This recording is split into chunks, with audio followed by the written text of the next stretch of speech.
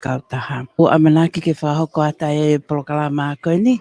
Koe ni ko mea mai e pare mea pe ke e minister mo ui.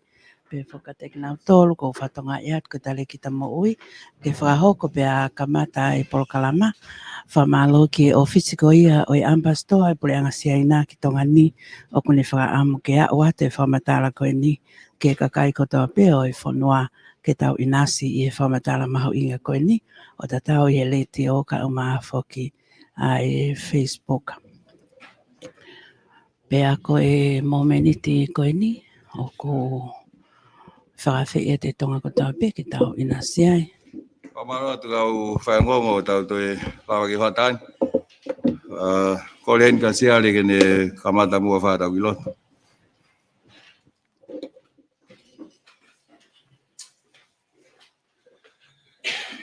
Alot. Atua mafu mau whawhitai ki a Fiona hei. Pong whakoen. Au sia e wafi wa tolo. Whawhitai u kei atua pe tonga e a Fiona. Kei vilinga pe fuka. Kei lau maari lele e palemia awa minister mo ui. E ki mau whawhitai.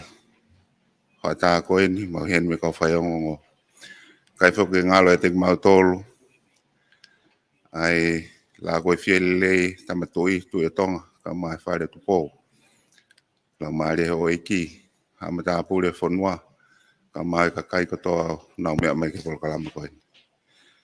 Koe ulaki press conference hene wafi watolu eki. Te kakakai peke a Fiona ke whai hamau tataki. I wholau maare maare o ni. Whakaivia taki o e pure anga. Ka mai e kau ho eki minister katoa. Me mi pa kabineti. Kau ngā whakapule anga katoa. Nau ngā e whakasiwaniti. Mai ka kai a Fiona. E tataki e polokalama ho inga koe ni. Pongpong koe ni. Ke wakato he mau ngahi. Pōta no mo media. A eivi mai mawhai a Fiona. E koe mau lotu e wafa peho alo. Ko si sukalaisi ka o mawha moi. Amen. Pamaro ke CEO e putunga mo ui. Kamata ke lotu lere tau whata e pongpoi ni. Kau whaingongo. Wao i tato lau ke tau ni. Happy New Year. Wao koe ki ta teke tau whitara ki mua. Koe whawhiwhia mau pe tau kei mau i koloa mo ui tau mapota ano ai. Whawhitokoni aki, mau a ngai whamatala. Tokoni atu mo whai whatongia, po mo tokoni mai ke mau whahoko whatongia.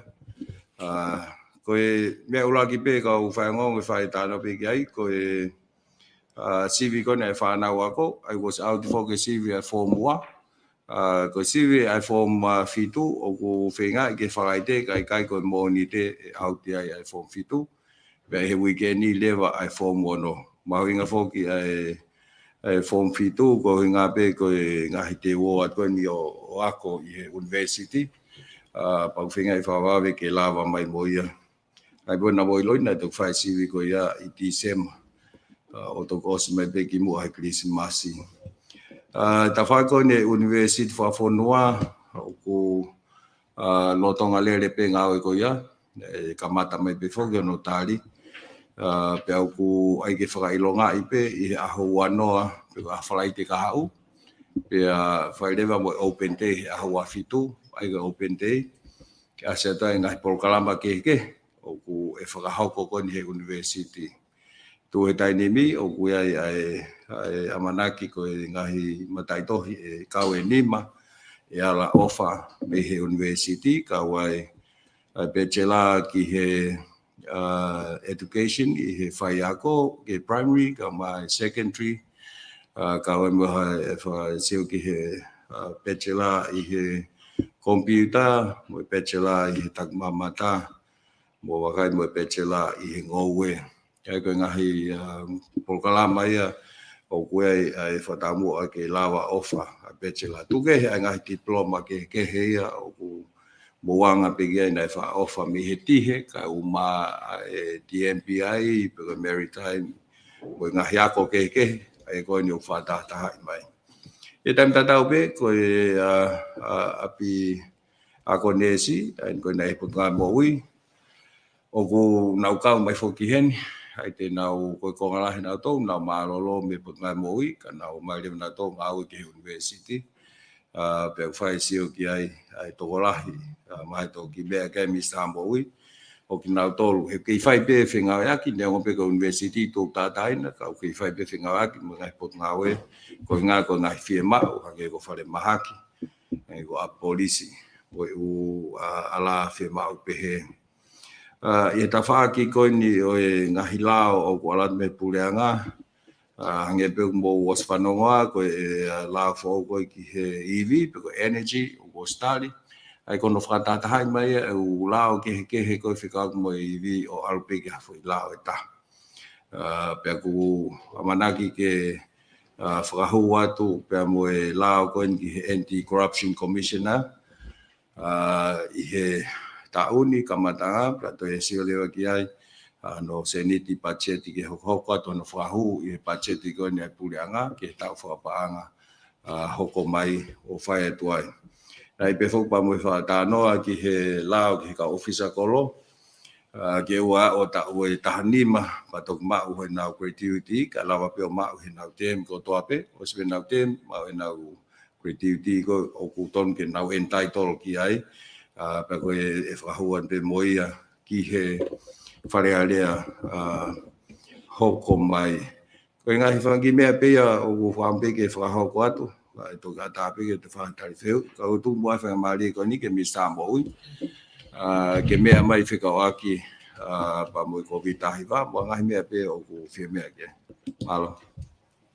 Malo. Malo ik pale mea pa ko kore peke u fangat be tal fatap ne kamata ke press conference ko ini kai kau whakatahat pe bok botol kau media i he talatala noa ke ngahi isiu o kumau inga peke whanua. Ko tui mahalo ku mahino peke ke motuani ai ngahi tālanga ko ia whikaakpa mo e tunga koe kuia e COVID tahiwa. Au mea i pe he media, kau mai ka kai whanua. O kia e ngahi subvariant 4O o ku toi asmai. I Amerika kau maa Australia, New Zealand. Na e asi fisi e ui ko osi. Ai XBB 1.5. Ko hien whata mo si o me pule waki tua e potu ngā ue ke tala noa peke ka kai whanua ki au te nau fu hoha neongo e ngahi mea koe no ku ohake. Ko e XBB 1.5 koe ni o ku kakai whika ki o lunga. Mahino te mawhalahang e whainga maria ne mawhola wawe.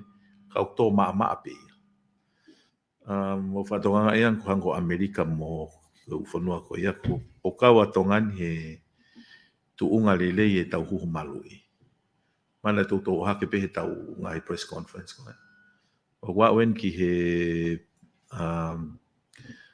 pusta hono ua. Nei mo whatonga ingi whoke tausi uruaki ko pese te hiwa fitu, hiwa ua. Tausi ua ko pusta pese te ni maono. Pe huhu koe ne whanau ako koe tau nima ke tau tahataha.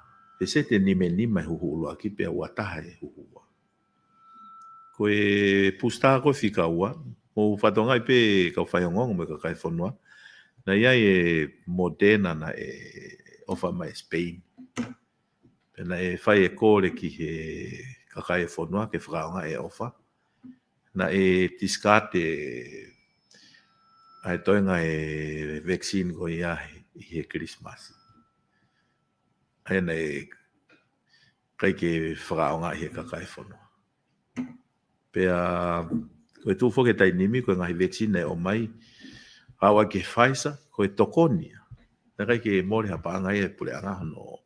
Ka koe tokoni hono o mai. E ui pe whaahinga na nau lava e pusta whika ua. I he Moderna. Kei toi pe Pfizer. Ka e tai aonga e toi ngā vaccine ko ia. I maase. E ko tiu ton beke mahino ke he tau tolu. Ai ngahiri wanga koe no e koe Omicron i Delta hau e Omicron koe ni ai XBB 1.5 pe koe ke tau ilo tatou ki he halafononga koe ke kahau o tu ko mea mahu inga taha ke malu e kakai fonua pe aku mea ipe motol kakai fonua e tunga lelei ne au ki atonga pe aku oha ke ngai whakatahalahi e global health na kau atonga no hentol lelei pe ola lelei neonga tō lahi kau puke ka koe kau tokot whare maha ki ma kau mate na si ipe ai ko aso no whama apo ne tō tahaua ka koe uhinga pe ia kau whaiongonga e mahu inga koe ai huhu malu i koe ni o kuongo i pe ku siofi wai pe mautimi una honga siofi kau ngai kau afonua o mo mai ngai whare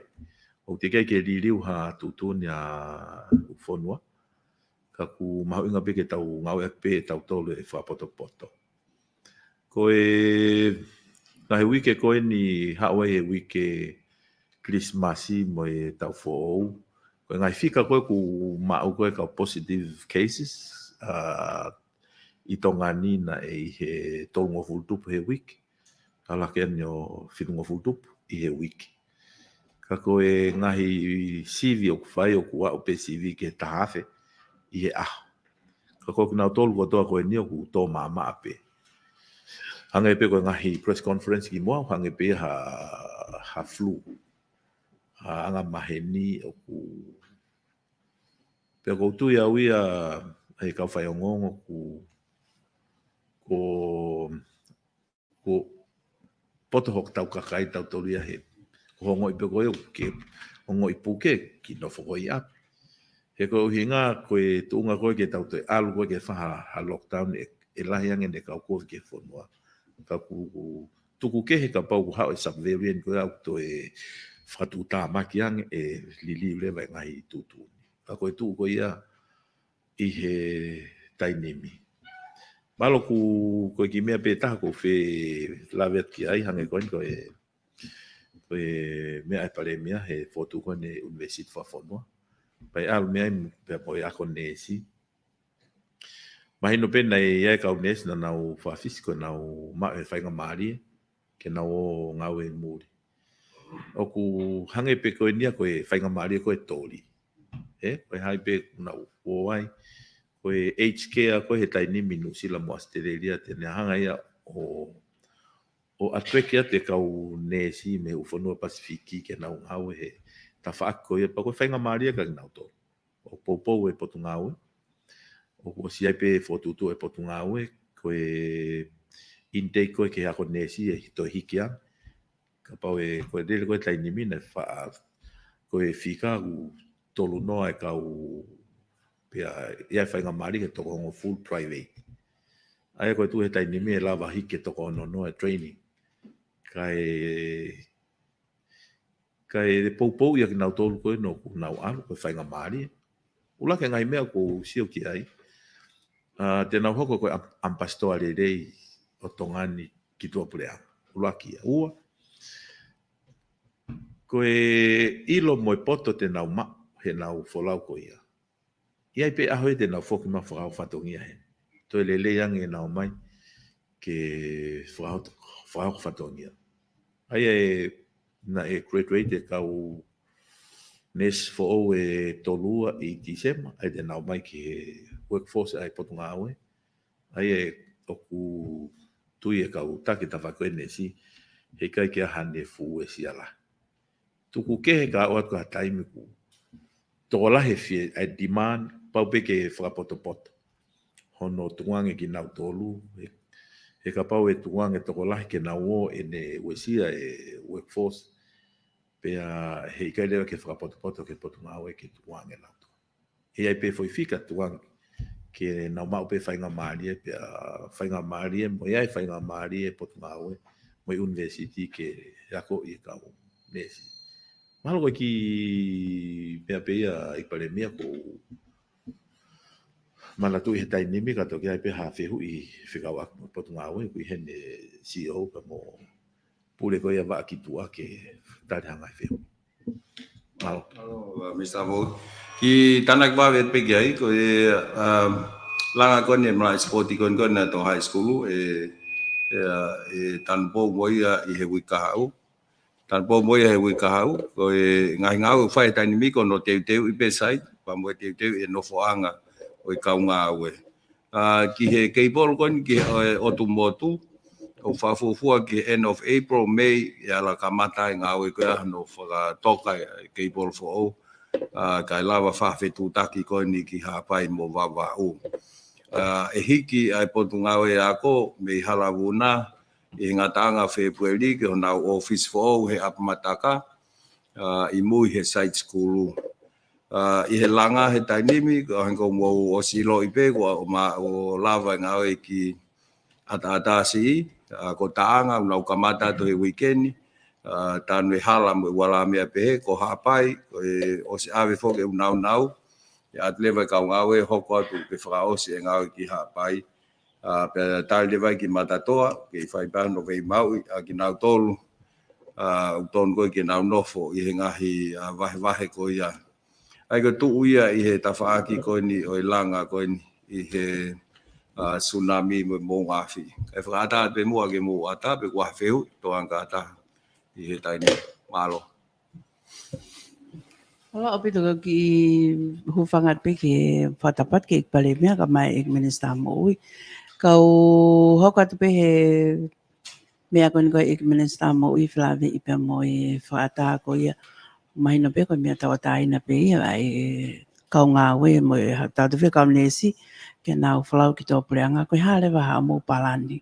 E mahino pe koe tau ope ki tō preanga koe tau ope o kumse niti. Whainga maari e ange tō onga koe wahe mga mea pe ka waha palani e pot ngai mo ui ko ngai ki pike lawe ki ta ofi. I anga o whamatala ko mai. Ia malopi tō Katarina o hange pe foko koe ku whakahoha atu. Koe he kai ke mau lava taofi. Koe mea lewa whae ku mau ka pol up lewa intake koe ako nesi. Koe tui ka pau te tau nofta tō ke tau whakaukau ke wahenga. He kai pe ke lava e tongani a metse wahenga o mai he ufonua muri.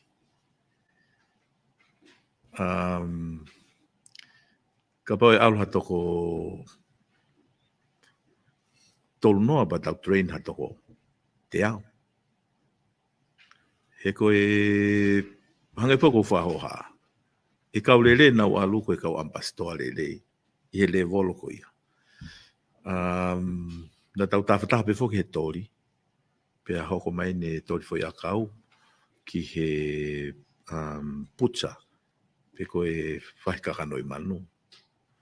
Koe enu ko toe ohake moe HK aia inu sila mo Australia. Aia koe whakaukau e potu ngā oe ke oe fōi hono ako I e kau ngā oe. Ko ki nau tolu kua nau whai ngā mari o e tauwhi.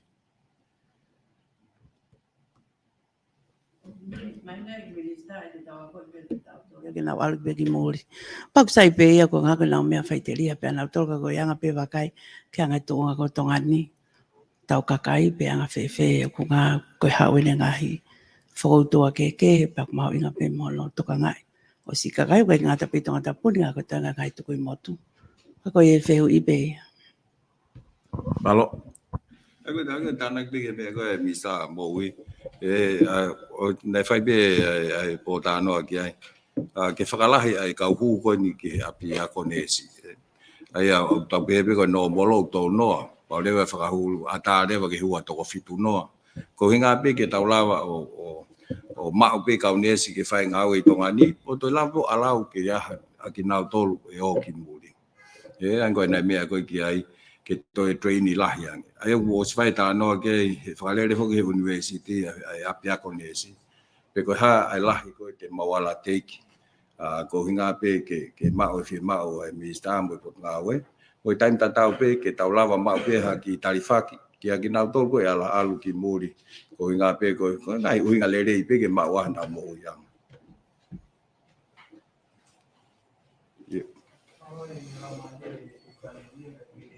Moi e tau fōko ni.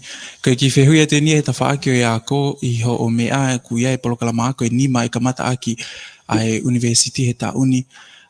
E lawa pike tuku mai pe o ko o si accredited ai foi polokalama ako e ni mako e ni pe e whotu pe university ke tu whahauka e kawe ki ai. Pe ako e ua pe ki ai e kpale e mia. E lawa pe ke tuku mai haki whotu tu ngā ue ai university ko hai ai vice chancellor ko deputy vice chancellor pe o ko peisi fe ia.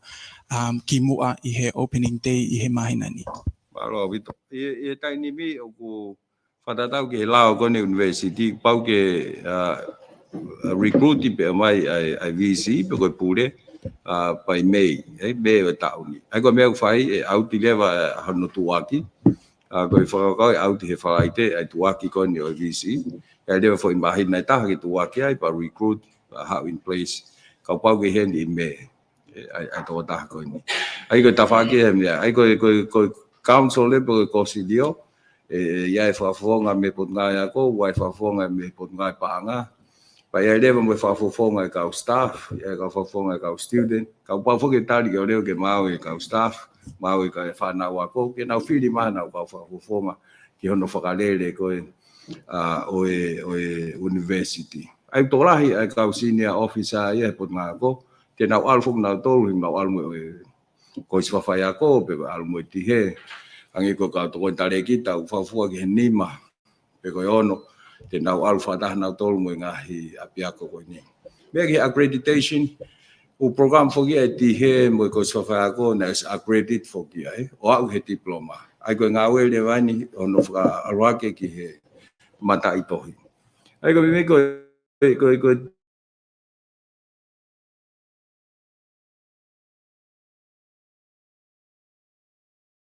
mea koe nge ako toka mua, pe chela he ako toka mua, ko hango, pe mo kap, o una osia, ki he taupe he le volo pe chela, was accredited he TNQAP, ko kapu ia ko unau, pe chela he computer science.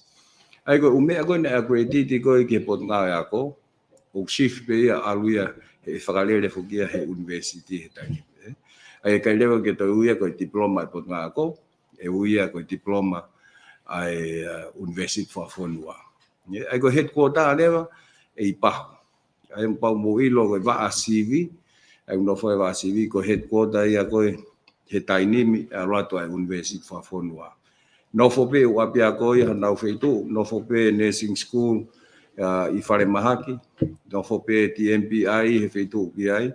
Hanga koe lau koe ki he ako nesi, a paule tau sio ke whakatolahi ange, e pau tau toi sio ke uloki ako, ke toi tolahi ange unga ke nau lava o teiki ai tolahi koe ne kau ako nesi. Pai lau paule whahasio ke ngahi wheitu ke whakalahi ki ai ngahi loki ako. E ka te nau tuu pe nau to he tainemi e wheitu nau iai. Ka koe administration, mo umea koe ia, e hau ia ki pahu, ke waa koe na koe waa sivi fuoroa koe a potaa ako. E tatau peni mo shift koe alu, ka atoa e potunga ako, ki apmataka he osko a February.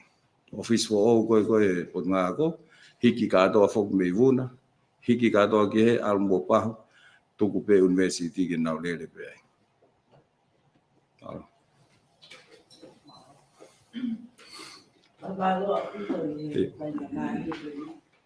Mahino aku tape ai una tato ia tumbu ele aku tau ia ki university koe ako I tau whaahinga koe ni ke o ke u marketing muri. Ko whe o mai pe awia ai palani koe ngā ue whakafonua. Whakaloto fonua koe ai pure anga. E alu ho tau kakai o tau tau mahino ia. Koe kau whakafoki mai e ni koe mei muri o haku tatau pe. E kau mau lao, koe kau whaihia. Koe ke toi whia maa ui he ufonua koe ia, ka nau foki mai ki he ni. O koe ke aha wa aia a tau tolu I tongani. Ke tari mo tukanga kina ki nau tolu. Pea kai ke ngata ai, toe lahi ange he tai mini I nuku alofa. A kau kore, kai mahino pe ko hai me tau he kakai koe ni. Pea kai ke ngata ai, ka koe tau longa I whanau. Koe ni, tupu hake tai mini tongani. whaafa au pito ai umea ia koe no whaikia e whenea ki. Ka koe anga pēk waka i atu. E tau wha, to iai whuku mo tau kei HK a tau tōtongan, kai pēha tahai a tēne tōnganga e kau mea koe ia. Ka koe anga pē waka e te whako ia malo. Ke he tipo tisi o si toki kamata fo ba wai finga agwa au fin bonu sila Australia mo Amerika ko hinga ke no tuku mamali mai ka u fu mai fa ngata ba wai mo NGO he dainimi o finga aki o wai tokoni se ni ti mei muri o Africa na tol ke na fai ake tali koni o ke na tolu o ku tau be fo foki mai mei muri ai au fai to ma ke ki ai Luciane ko nga e ku tau ilo ipe wai ai konga ya na tolu o ku na whakatupu ai ngahi palpare malai ta whakawha sosiale ai a ko fe mahu inga taha na whai sio ki ai ke mahino pe lava to reintegrate pe to whakafoki ki he society tonga ko mea panga pe to lahe na tolu ia mahalo o ko na to kia main ki tonga ene whai ta anoa ki mua mo Amerika New Zealand ko ko fe o ka pai fai a rehabilitation kamata me na i New Zealand mo Australia mo Amerika ke na ilo ele a whakatonga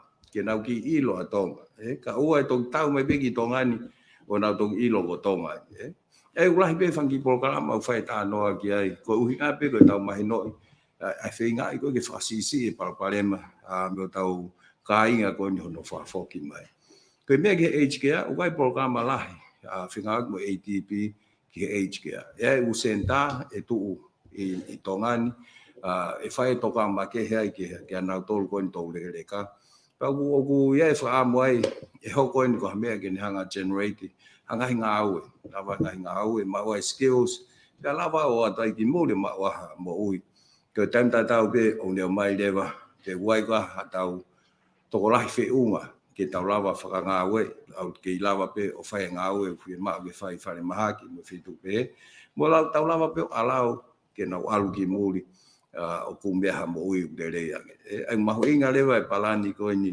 plani ako ke tau lava o ma o capacity o ma o to la fe unga ke lava yo o fuesia e ngai fatongia ke ngai timan ngai fe ma ke ngai tafaki te do tano ku Yuk, lalu.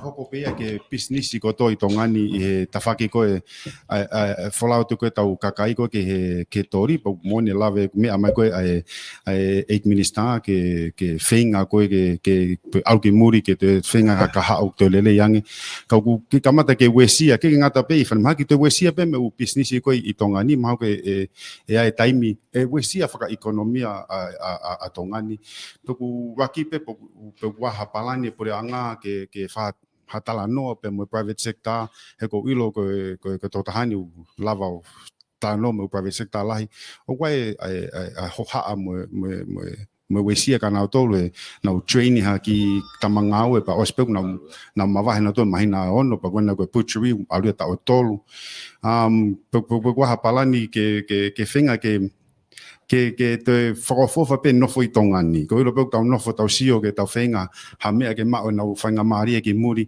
na ka mea ke tau sio ke te attractive pe ke te nofo pe tau kakai o ngawe i pe tau ki whanua i he tau whanua. Ko ilo pek wahenga hango la mea mai administra ke tau lavra tau whakatatau tau wahenga te tau ave ke kakai tongani i he nau aluku ki muri ko sio pe waha ki palani ke whenga ke te nofo pe tau kakai tongani o ngawe i pe tau whanua. Malo.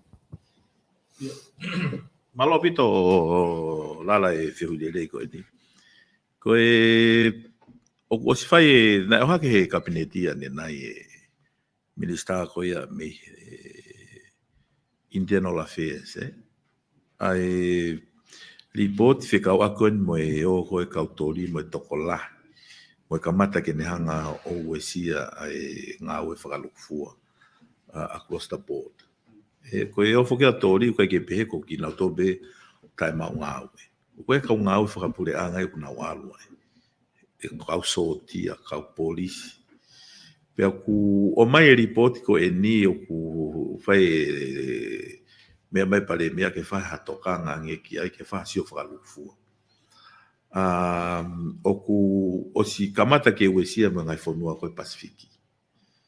Na ko whainga maari en ke to e whaianga hano negotiate mo muri. Hange koe ni koe whotutu, koe ni e palani koe ni e ngawe mo ADB, mo World Bank ke HKA. Koe talanoa koe whahetai ni mi ke whotu hangahi senta i u wahenga. Hi fo hahake ke lava ke keita ke ngai mea koe. Pero tu e toko ni mai lewa ngahi development partners ke nau whai hono fotutu mono toko ni ke plahi taha pe no fohene tau kakai mo whasisi e a. He malava pe foka pa o latu une ue si ala e lava pe he pule angai a taofi. O taofi ke o te whai hao kai whai ha negotiate whakalelei mo mea mahuinga ke lava o whakalele lelei whanua. Ke ue te tau train be tau kau ngā ue ke mau e kirimi he ngai whanua kai nau nofo e. Pai ko tu e kau mo e Remuneration Authority he to e siofi tunga wahenga. O e kau ngā ue he tunga kon tau au ke inflation e tainimi to e lahianga. Ko tu e ngai mea e siofa alufua ki ai. Ke whai hano whalelei ke lava o tau. Tau fe tau kakai lelei. Ke e kos mahino be tai nimku. Kamata ke ha mai ngahi whakailonga ue siala. Malo.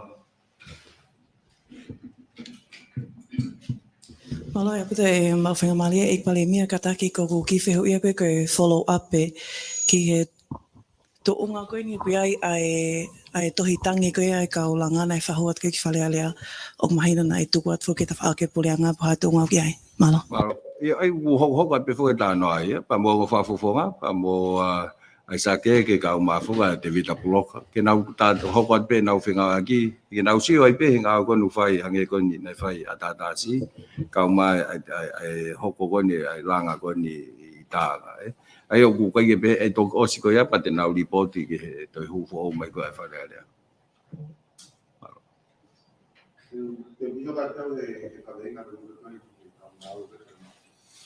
Nada memang nata ayo to kana kiai kakai to ma bo besia ko ni se besi fai mahaki folau ko ni go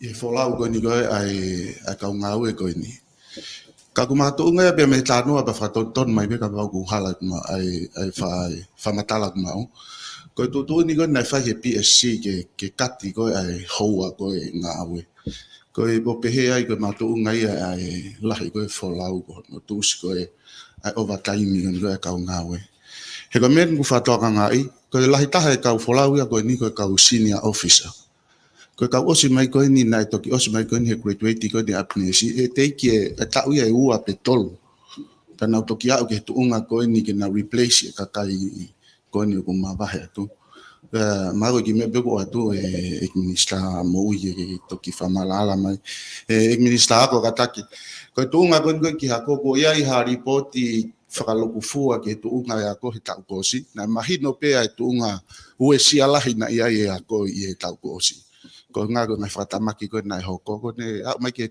fasinga ko ni tau ni ngo tire ke ma umai nga hi level ma lunga ngi ko wa pe da ke chapu pe ai pot nga we ia pe na haki parem mai no be ai uesi ai ako en me mahina e ua ia na kai fu fa ko pa ne ngo na e fai pe ako le tio ta o si lo pe ta to lia mahal ka pese ni mano e fa na ko ki na no fa to fa no ke programa le tio ai na ma se ma he ola o wi lo nga pe o ai ne uesi me ka ku ko tu mahal e sa ia ke fa lu fu he ma ko ni asivi form 1 o form 2 ke fa ta si ai pe na ha impe ke na ma to le fo ke CV o to fa CV o spe a ho wa to lo ti se ma ka wani ai fa nga ta pe fo ke CV I November ka ko nga no to I ke anga fa nga mali ke fa na ke na wa ko ai o tuli ha ke ne ngo ai to mu I ko e ko pa mai no pe ma ta ri pe ma to e ai wo sia ko to in pe ha wo sia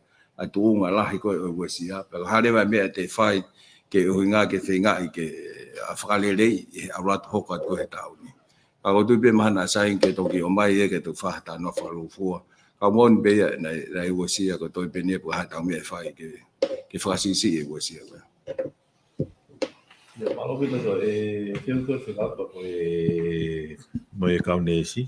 Mawinga pito pe ai fehuia pa mo na pito pe fehui ko nga koen ki he overtime ko whambau ke ki wha maala ala ke mau pe foi mahino tatau he media pa mo kau ngawe ko time ko nei o mai e tutu ni me PSC nei lahi tai fe mahino aki he ko tutu ni nei o mai pe ia i he tau atu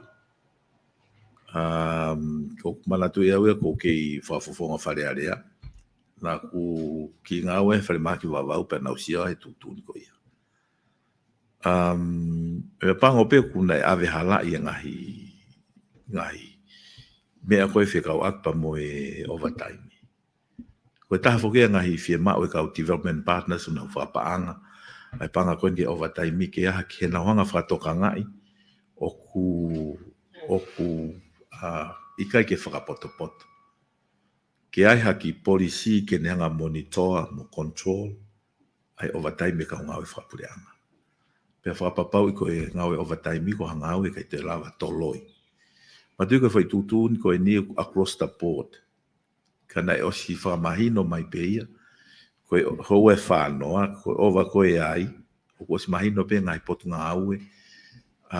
Exception ka nau tōru. Ka kui ai pe uhinga rere. Ka pau ko te hau ko ha emergency. Koe ke paluparema ka ku te hanga he tōta hanga aue koe a whakahau ko mai. Ai ako na kai ke malo na lahe mauhala ko pe tu usi houa pe whanoa. Malo koe mauhala e nei hoko. O ko houa e whanoa ka koe o vai pau ke ngai justification na ke hao koe ngau na kai ke te lawa toloi. Pau tauhanga pe tau tolo mahino e ka whai o ngongo mai. O ku koe taim koe nei hoko e hono fotu mai e policy ke ongo i he development partners o ngau lele ia ke paanga kuna wanga wahe mai.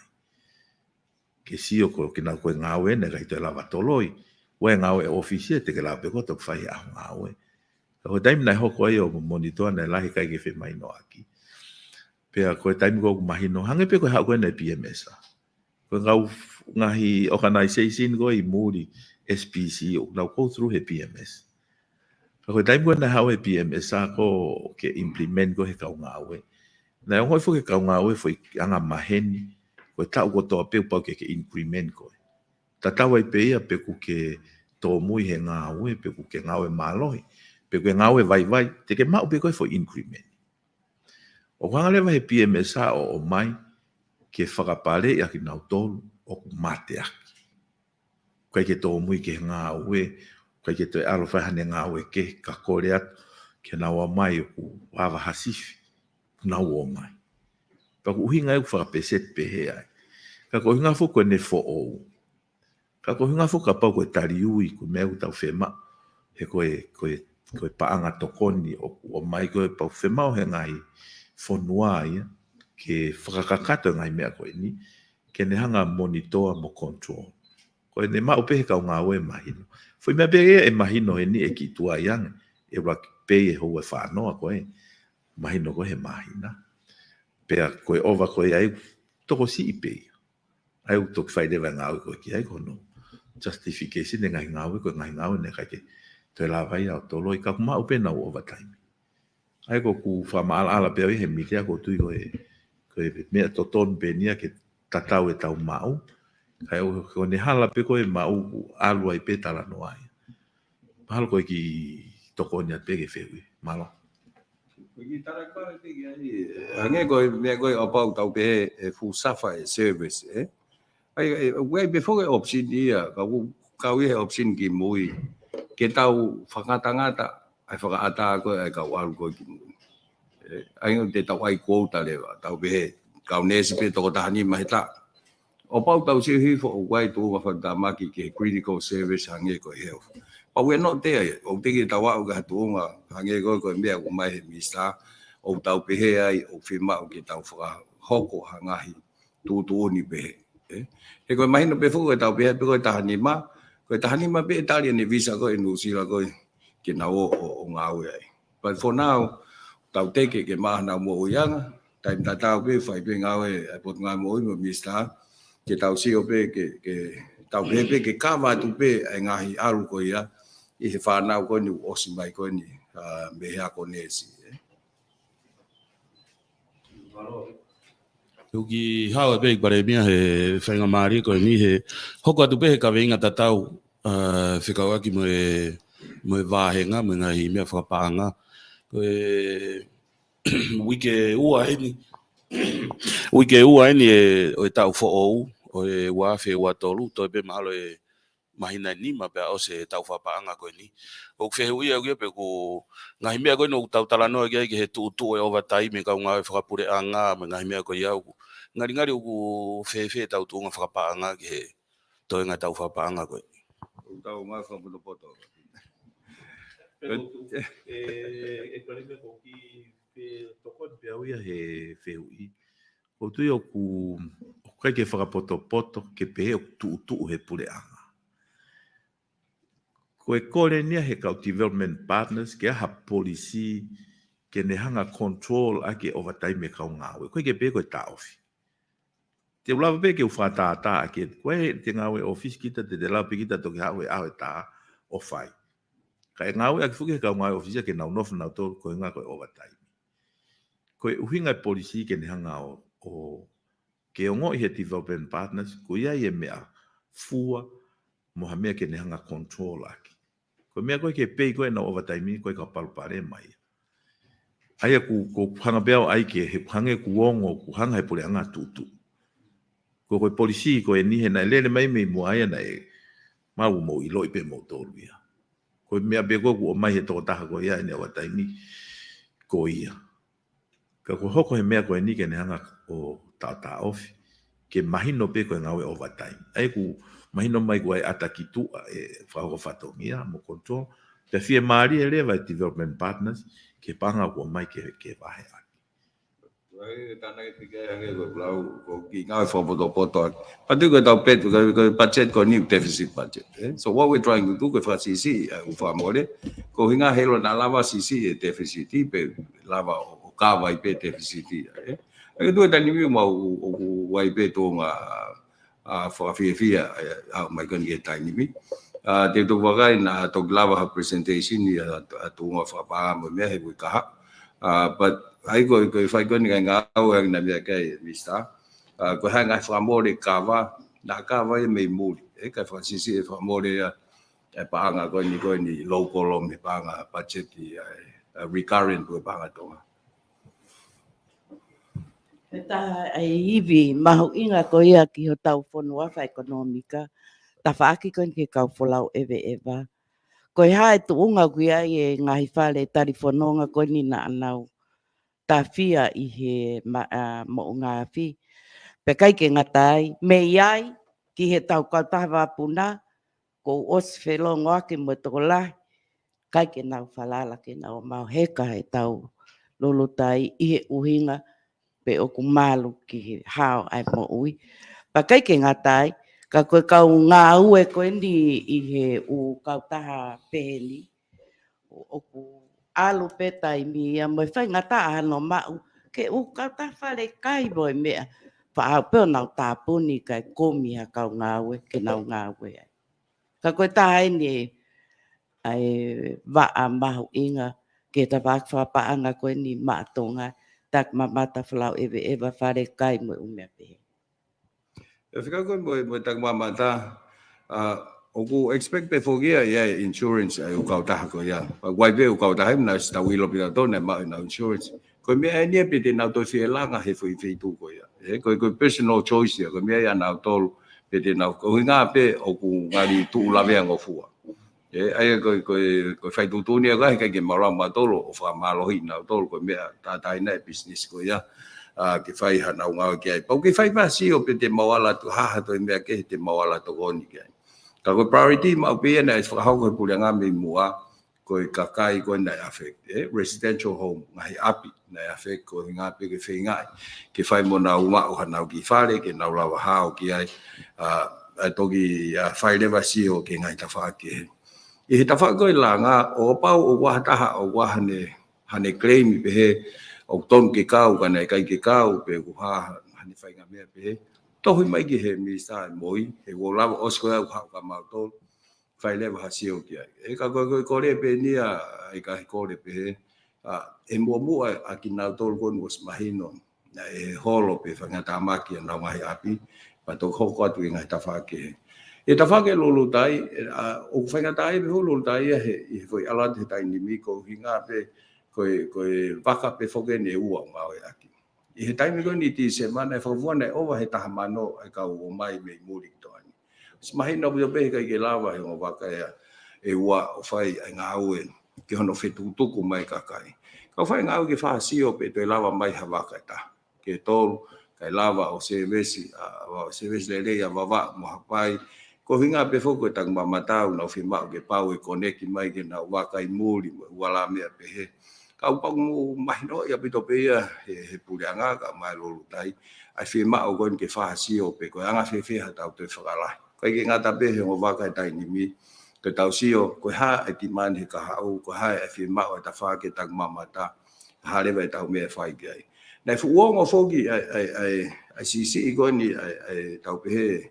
Ai ngahi sit pe ko ngahi sea o ku ma ko ni me wapuna ko nga fo ki nai toho fo ki ai tau waka ai tau tolu ko o tau o tuanga o fa tau fa no fa falara ki ai ko ki updated pe ai ko tu tai ni mi nai toho nei ma wai la ngai mau nai o pa ki fai nga we la ki ai wa na mau tui o sang ke ai le ai fa le kai to ko fo ki mai waka I no fa wa ve kai tuli mai ki ti sema pe pare mai waka e was over a miliona e fa mole ki ai ko hinga pe ko firma o ke safe mo sa yang e waka he pana gente ni lava ia o to atu hako ngala ya ka mahina pe to pe firma ia e lusen ke fa to sio ke fa le ia mo safe ya mo fala la ka kai ke lulu tai fa hako fa to ngia he ka wi nga hi ta we nga service mo wi nga o pito kai nga ta pe ke local ka nga pe ke tau ka tak mamata. Yeah. Ko kore be ek minista ek paremia kataki e ki fai ki manga langa ko ni ko fa hoko ko ni ko I tonga hai ko ha u mala e o kulanga ko hai ka ta ni fai be mo toko ni ko ni anga fa ni por kalama ya e ko langa fu ye ko ni ne tal me waf ma no toloi mai pa ko ki ain ko ki kamata ai ku ya indoor stadium mai pa ku ya pa mo mala ya kapu international standard. Tatau pe mo te fai vai lava o tau international fai mai kia. Pai ai pa mo mala tenis ma netball mahal takifa I foi sai ki ko ya.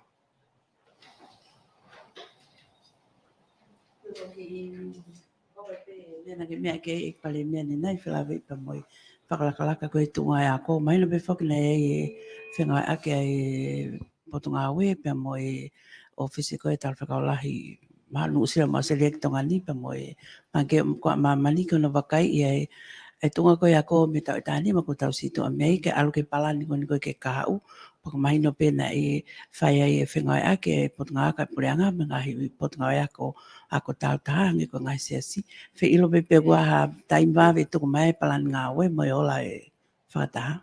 Ia o so mai draft ia assessment ko pena hai me na hoko ta ni ma pa hai me to ngi fa si o ai hoko tu ai lo tama review ia ke si o ai pureanga pe ku wa me fa le wa me to I time tatau pe ku ka pe ni line pe ni mo ngai project la ra ya pureanga ngi ko ni ko me pe mau ko safe for school ai ko project ko ni ground million ko whengai ke whakalere ulo ki ako ke whakasisi e nau holo I taimi a wha. Ko ngā ko ni holo pe whok mi tau e ua la ngā ia. Ai disrupt lewa pe palparema e ako e fui tau e ua. Ke whe lewa pau tau investi tainimi ngā whinga e ua pe ako ke sai ke nau lava o wai holo he taimi whae a wha. Ka ngā ka whakasisi lewa e ua e sia. E kule lewa e fui programa ko ia pa wai mo programa. Inline e mo mea ko nage whewi ai whinga e quality education. Ke focus e curriculum, whakalelei mo mea he siwa koen. Peko hae ngahi ilo, hae ngahi taukei o ton ke ma o hiki tamasi mo ki tahi nei tai ni e au na me alu fataha be ngau ko ka ko ngau taha o draft mo lo ton fai si o ke la ve pe mo e la o ki me ko ki komson ki lo fa fe pa ki e fa ala e ko tau si atu ko hai taimi ke foto ai komisiona mo komson ai ko pa be fogi ke tali fa ale ai fo ngai fa ale ko no ala tu ko ni ai ko amen ben pe ki ngai lao pe ko os pe ko ya pa le ke tu wa ki e ko fu be process be fa pa pe wa se ni te pa cheti a pe foto le wa ai komison ko Porque ki fe me e wa ko na e text mai pe ka e wa fe ka ak mo na o hala fa ka va ko tai pe ko ala hi ai ku ta fe pa ko o sia na fe fa no aki ka ko pa ko fa mo le la hi no to ta no mal pa ka ai pe pe wa si ki palan ki ya ko ngau ke hal ka vai la lo e hok pe no ta nu ko ai pe si o ke pe ya fo ngai ta ke ni lava matua ki ta fe fo vai o vai fo ki ai mo hal ka vai ta o lunga o ki e ka development partners ke na si o nge ke ai he la million na la yang ai ka fai ngau e ke ki fu hala po ko la lo ke lava pe o hoko atu pe fe fo no aki he tai ni ka ko hal ka vai o lunga o ku e la million na la ka tu ku le vai ke ai partners ke na si o ange ko si ai na ko si apan ke na si o pe anga fe no fa hui na pa an toko ni vai ko ki to mani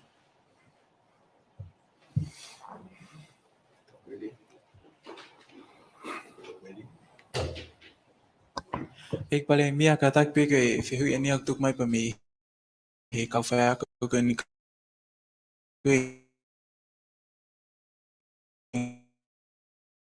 pe no ma ke ni na pone scheming pe ko polisi pe ki mo ke le pe tai ni ai me pe ke u ko ta ta pe mo u ko high school pa nga fitu mia ke u TV ke tu be me ta pe tige hali li ko me to ke fa sa vito pe ek paling mia ke hifo ki ke ek minister ko e ngai polisi e lava pe ke tuk maha ki fa matala ki fa mumita ko ni e onga fa to tolo la la he ngai polisi ki he malolo ko ni me he vela i vava o ke pe foki ki he mata pule ne mau i he mahina ko si i he wafu i kai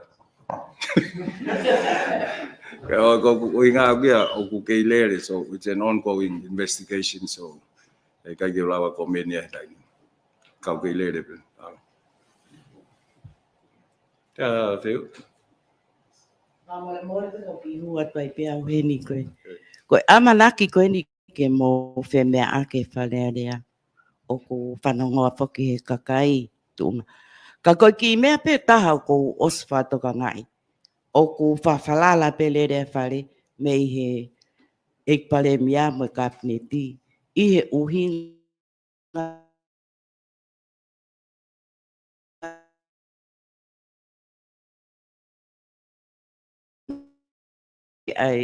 o te whito ia i he vai tutuni ko a motoro.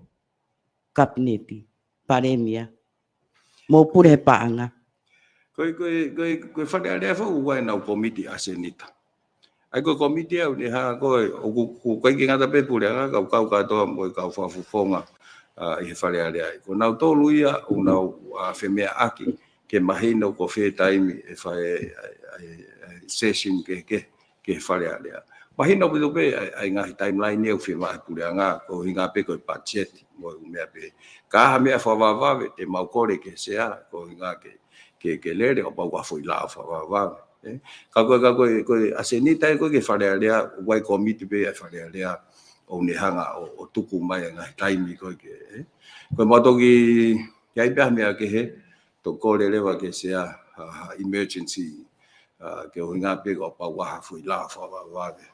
Ka u mahino pe whoki hanko lau budgetia time budgetia o time pau ko ngā pe ke tari ki mua o se tau whawanga. Ka taimi ka puhange koe nau whotutu mo nau kore koe ke hiki vahenga. Ka ngau e koe i he whare area. Pe kai ki ngatai ko ngahi sino ke ka pau o kuna tu pe ke na kore whakalahi e nau vahenga o kua whainga maari le pe i angai tu ko e ai tau pacheti pe ko ngahi tokoni mei muri i he uta whaaki pe he.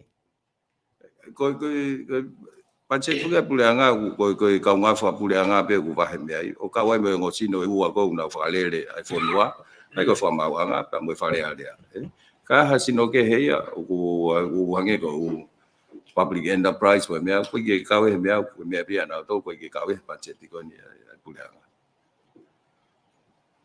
yo Koe wakatenia iyo. Koe wakatenia ki update pa me foto u kon ke US Embassy la ve ipene o si fahama meknato fo mi e foto e tau fo u ano wa fa ka ko ki fe ilo tenia pe ko si ha location. O se fahama mai pe o we fa ka ke na co-locate pa mo fo no ta ko nga pe ka mata ka to ke ko langa fo ki lo ai ka nga pe ka na ka mata provide nga service to aku ko ne malana to ke na to announce publicly aku ho ko pe nga we pa ko fa mu na lava ka mata ha service ta un ka una ka fa nga we ke he ia ko ke permanent ko fa tu pa ko ke na tu ai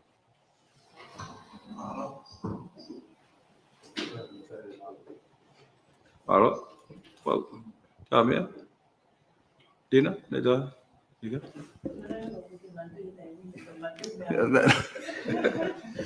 Amalo at apa kita ha favorite ai na wa view ya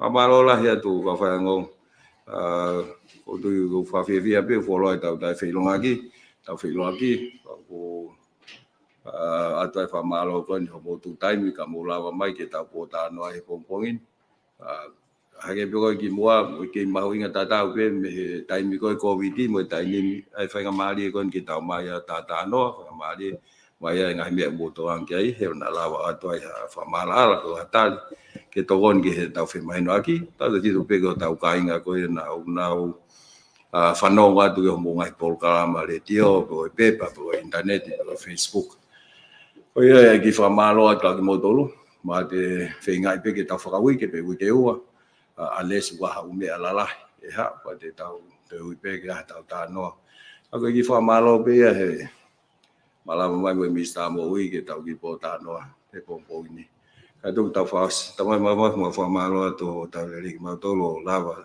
ta ta le mai mo fa ta han ma mo hai ko nga pe ko nga hi ha se me aki mo po ta no aki inga ka venga ma inga ke ka fa ngo ka ma fo ke pura nga wa tawangi pe ko nga hitali mo fa pe ko nga vai fai e fa mama ke nga issue ko ni fa ke ta no ta to ngai mai ki ma tol ye ma to fa ta ko mai ko ni pa mo ka fa ngo ma ko ni fa malo ni wa si ko ma fa mo amen